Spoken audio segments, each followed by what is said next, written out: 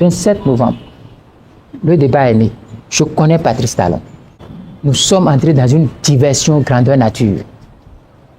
Maintenant que on les divertit, on les a distraits par le fichier, on revient sur le code et on change le code. En changeant le code, on crée un nouveau problème, une nouvelle difficulté dans laquelle ils sont tombés bêtement comme des enfants. La difficulté des 20%, la difficulté des 15% et la difficulté des 3/5. Aujourd'hui, là, Patrice Talon dit, on ne parlera plus de ces difficultés. Mais moi, là, fichier électoral, vous voulez non? Je finance. Le débat du Bénin n'est pas le fichier électoral. Le débat du Bénin, madame, c'est le code électoral, c'est les élections inclusives. Le reste, c'est de voir l'inconséquence de ceux qui s'appellent opposition et les pousser à comprendre la seule voie d'issue pour elles. La seule voie, c'est le large rassemblement consensuel de tout le monde contre ce système. Et ce large rassemblement n'est pas la compromission. Et s'ils rentrent dans la compromission, ils vont couler. Et personne, moi je n'irai pas à leur secours. Si Talon est en train de les déstabiliser, je viendrai les achever.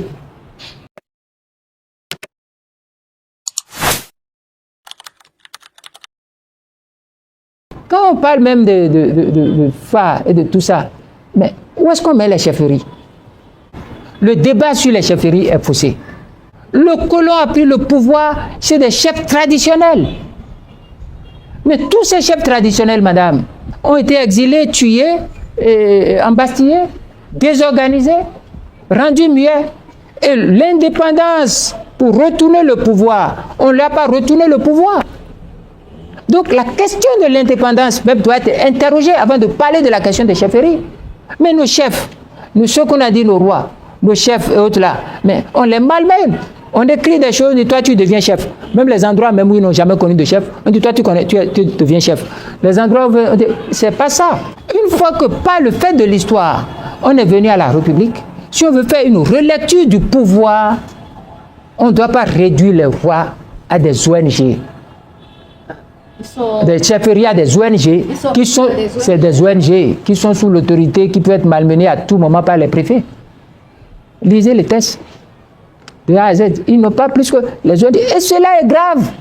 Les rois, nos chefferies ne peuvent pas être des ONG. C'est des chefferies qui détiennent, qui ont une légitimité traditionnelle. Parce que détenteurs des cultes et une influence socio-anthropologique sur les citoyens béninois. On discute. On questionne l'histoire, on questionne les indépendances, on questionne ce qui s'est passé. On questionne. On ne fabrique pas une république. Mais d'abord, c'est ça qui constitue l'état de l'Afrique. C'est ça qui constitue nos réels états. Jusqu'aux langues, à la communication, à la culture, à tout, au culte, à la spiritualité, à tout. On a du travail, on a du pain sur la planche.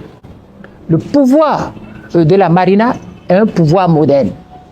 Le pouvoir de la chefferie d'un roi d'Abomey, du roi Tofa, de choses là, du roi, parce qu'aujourd'hui il y a des rois partout. Non.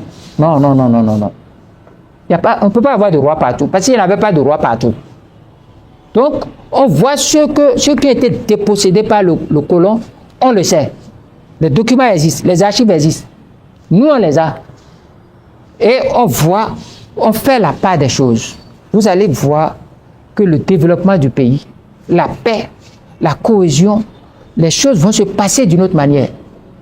Vous n'allez pas voir Patrice Talon venir s'asseoir et dire, mais écoutez, vous allez souffrir, mais vous ne pouvez rien. Il ne pourra pas dire ça. Parce que on va lui dire, le discours public du chef n'est pas ça.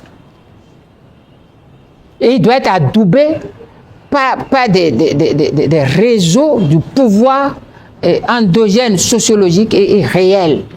Il ne pourra pas le faire. Vous ne pouvez pas avoir quelqu'un qui dit oui, l'enfant qui est grand peut désobéir à son père. Vous avez entendu des problèmes, des discours comme ça? L'enfant qui est grand peut s'opposer à ce que son père va dire. C'est grave. C'est grave.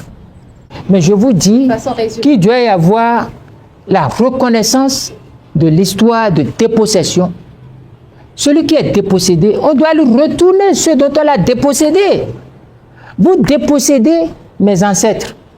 Mais vous ne me remettez plus le pouvoir, vous remettez le pouvoir à d'autres que vous avez fabriqués, qui sont extravertis.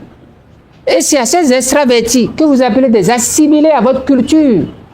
C'est à ceux-là que vous remettez le pouvoir. Mais nous attendons le pouvoir. Et si nous n'avons pas le pouvoir, nous sommes clochardisés. Regardez les choses là. C'est l'État aujourd'hui qui dit réhabilitation de tel palais. Réhabilitation de tel palais. Regardez l'état dans lequel nos rois et autres l'habitent. Alors qu'on pouvait, comme dans d'autres pays, on pouvait faire la part des choses. Tout en étant un État moderne, mais pluriel et composite, dans lequel chaque structure est réhabilitée et a son rôle. Cela n'empêche pas que nous ayons la République moderne et autres là. Cela n'empêche pas. Dans certains endroits, on garde la République officielle, mais on a des principautés. Par exemple, moi, je rêve d'un Porte-Novo principauté. Je rêve d'un Niki ou de Choula principauté. Je rêve, par exemple, d'un Dahomey, qui revient, qui est principauté. Mais cela ne gêne pas que nous ayons la République. Je rêve d'un fédéralisme à des endroits donnés.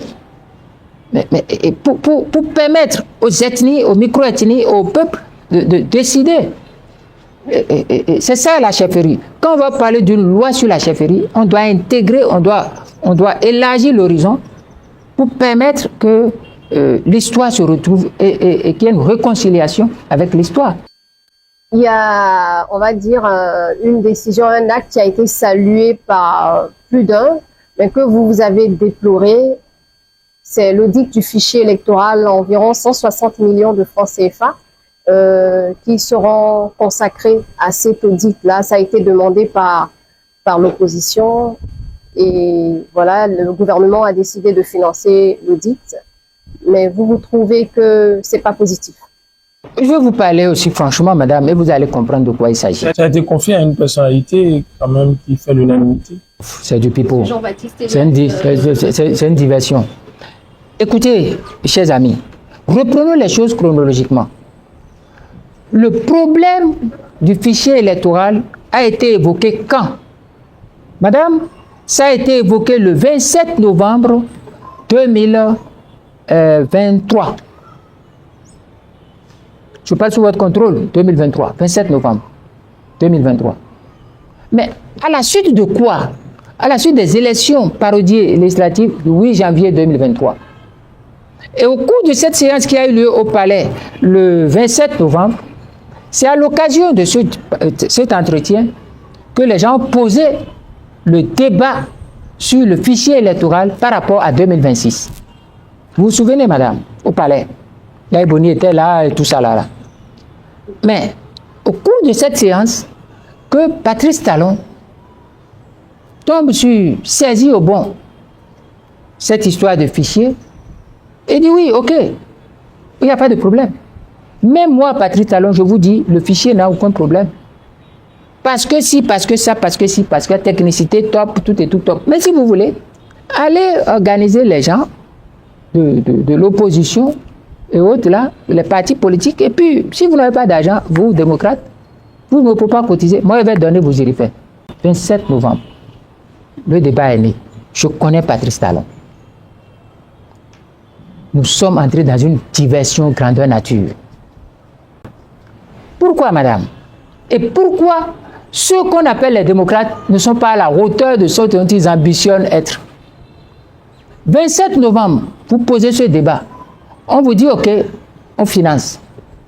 Lorsqu'on a jeté le financement, ça donne l'appétit. Mais le 4 mars, le 5 mars, le 5 au 6 mars, la loi électorale n'est plus la même. Le code électoral n'est plus le même. Or, il fallait que le code électoral ne bouge pas pour que la question qui était une question qui a gêné le fichier électoral soit réglé.